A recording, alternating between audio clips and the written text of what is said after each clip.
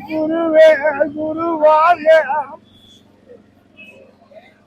குருவே குருவாழ்க மூல பொருளே முதப்பொருளே முக்கந்த தன்மகனே விநாயகரைத்தான் பணிந்தோம் அழகமல கண்ணன் வரும் வரலாறை தான் உரைக்க மாசபையின் முன்பே தான் அடிக்க சித்திரே சித்திரே மாதம் செல்வ பவருணைக்கு ஆணிவேரான் மக்களும் ஒன்றாய் ஒன்று கூடி ஒட்டு மொத்தமாய்த்தான் இறங்கி ஆட்டு குட்டியை சிறு தோப்பறையாய்த்தான் கட்டி பார்த்தோம் கைக்கு கெட்டு ருமாலும் கெட்டு ருமாலிக்கு மேலே 5 தலைக்கிளியூண்டி